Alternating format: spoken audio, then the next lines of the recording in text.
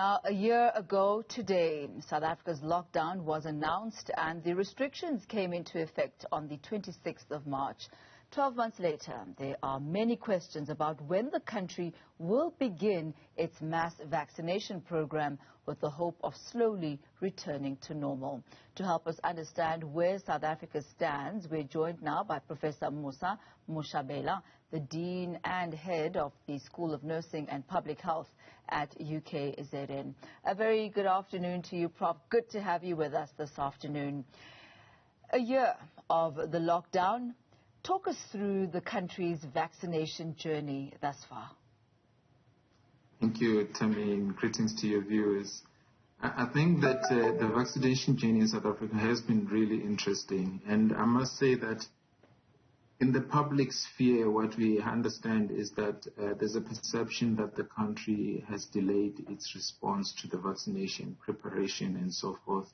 And you would recall that we did receive reports from the MEC advisory that actually they had started earlier around June to have discussions, but there were delays in making those decisions on the basis of the science, wanting to know that what the evidence is saying before they commit to procurement. They also wanted to make sure that there's clarity in terms of where funding is going to come from. But in the process, I think that South Africa in itself wanted to lead a more continental approach through what they called AVAT, the task team for the African Union, as well as participate in COVAX facility.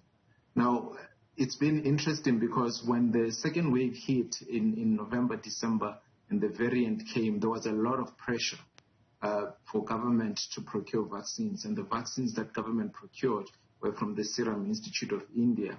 1.5 million, and we received 1 million of them on the 1st of February last month. But since then, we then discovered that our variant does not respond very well to this vaccine with low efficacy rates, and as a result, there's been contention around whether we proceed with these vaccines or not. And on Sunday, the minister confirmed that those vaccines have been sold to the AU and they are gone, and the first batch of those vaccines is gone. We had previously received indication that there will be some sort of study with about a sample of about 100,000 or so. We haven't heard.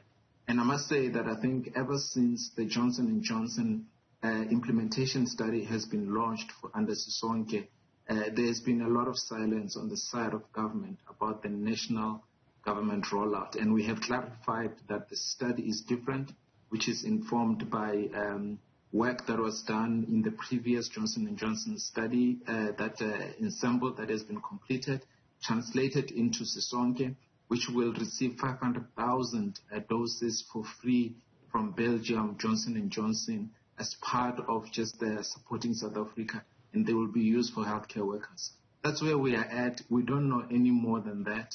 What we do know is that we need information as soon as possible from government on the next plans, given that the AstraZeneca vaccine is gone, and we expect that this will come from either Johnson & Johnson or Pfizer. Pfizer has been registered, but Johnson & Johnson, we are still waiting to hear about its registration. And if Pfizer has been registered, Professor, why is that not the preferred option for government as opposed to the Johnson & Johnson, which, yes, is being rolled out under the Sisonke program for health workers now, pending South African regulation? Yeah, it is slightly complicated in the sense that on the one hand, Johnson & Johnson vaccine is the one that has been tested here in South Africa. Is the one that has been demonstrated to work acceptable levels of efficacy on the variant that we have in South Africa. And in fact, high levels of efficacy in terms of protecting people from severe disease or hospitalization and admission and death. And because of that, there is a general consensus that it is a good vaccine for South Africa. However, the Pfizer vaccine, globally, we know that it's got high levels of efficacy, but we don't know how well it performs against the South African, the variant that was identified here in South Africa. And for this reason, it's been registered with strict monitoring restrictions, whereby it's not basically registered for free for all. whatever implementation will happen has to include strict monitoring around efficacy or effectiveness, as well as safety, so that it can be shown how it performs here in South Africa. And for that reason, we don't expect that the rollout of the Pfizer vaccine will go as rapidly as the Johnson & Johnson one can. The AstraZeneca ship has sailed, but you are a huge proponent and supporter of AstraZeneca.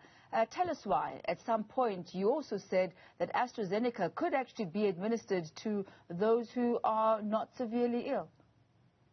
Yeah, so I'll tell you, one is that, as you say, the ship is sailed, and it's disappointing because, sometimes we know that it's better to have one bird in your hand than chase two in the bush. And for that reason, we needed to really look closely at what is it that we could do with the vaccines that we had. And there was evidence that it's got low efficacy against mild and moderate disease, but there was no evidence that it does not have good efficacy against hospitalization and death. In fact, any data that we had suggested that it is very likely to have efficacy against hospitalization and disease. The problem is we couldn't prove it with hard data. And that's the position that the MEC advisory took, to say that they would not risk it, especially if there are other options. But it's one thing when you don't have data and you want to throw it out, and you've got a whole lot of vaccines waiting for you to roll them out. It's another thing when you don't have those options. Those vaccines are not there. You have to really think critically around it. And also, there's a whole lot of other questions around. Do we know for sure where we are sending it, that it's going to work? Do we know what variants do they have? There's a whole lot of other questions there, Thami, that I think that we needed to really unpack to make sure that we're doing this in a responsible manner. Nevertheless, I accept that, that ship is sailed. They've got their reasons. The decision could have gone either way. We took a risk-averse position. We are our risk appetite is very low, so we will accept that and move forward. But I'm hoping that in the future, as more evidence emerge to demonstrate how AstraZeneca vaccine is performing, which seems to be really promising, including the trial that just came out of the US yesterday, we really need to see how we can actually include it in our options. At the moment, our menu is too limited. We can't go with one vaccine or just two. We need a broader menu so that we can cover as many people in a shorter period of time as possible.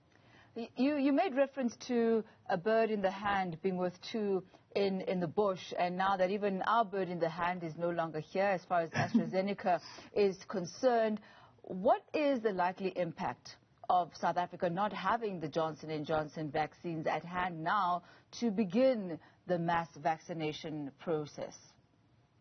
So, for me, I've come to terms with the fact that we don't have that AstraZeneca vaccine, and it's important because now we're preparing for the third wave, which is likely to hit us.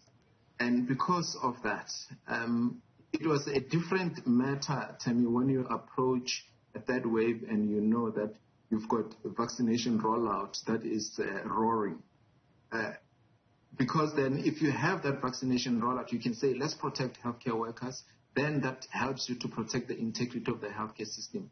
Let's protect people with risk factors. Then that helps, and older people, that helps you limit potential severe disease and burden on the healthcare system and mortality. These are things that we suffered a lot in the second wave around, and we wanted to avoid with the third wave. But now we have to reset. We have to basically remove vaccines as an option until government has delivered stock that we can see, because then we can't keep going on promises of dates for which we actually don't receive the stock. Anyway, we have to now reset and say we're going to have to prepare for the third wave with the tools that we have used in the first and the second, and work on preparing without the vaccine. And that's a difficult adjustment for us, but it's something that we have to face. We have accepted, as you're saying, that the mass vaccination process is not going to be beginning on time. But give us an update on how it's faring with the healthcare workers currently taking the Johnson & Johnson vaccine. I think that's the one thing that's going well, and I think that in as much as we could wish, Thami, that we could have a faster rollout with the Johnson & Johnson Sisonke study, they had indicated to us from the beginning that they would be vaccinated, they would be receiving 500,000 doses, and they would be vaccinating 500,000 healthcare workers. And the timelines that they gave was that they hope to complete this by end of April. And so if you think about it, we expect that around end of March, they're somewhere halfway, and they're nearing 200,000 now, and we expect that they should be around 250,000 by end of March, early April. And if all goes well, and all the doses keep being delivered as frequently as they had planned, then we expect that they will hit 500,000, and that will count for something, and we must not underestimate that. And I think that for whatever they are contributing, they seem to be doing well. And we are also being told that they are not necessarily losing any doses, which is something that we were worried about, that if they're not using all the full vial, then they might lose some dose. There's been some glitches here and there, but overall, I think that that is going well and it's promising. I've got no issues with that. I just really would like us to focus on getting government to start its own rollout. Thank you very much for that roundup on vaccines, Professor Mosa Moshabela. And quite important there, the terminology that we use, that it is a study that is currently being conducted by Johnson & Johnson, that it's not necessarily the mass rollout, but it is under the Sisonke study, that vaccination roundup a year after lockdown.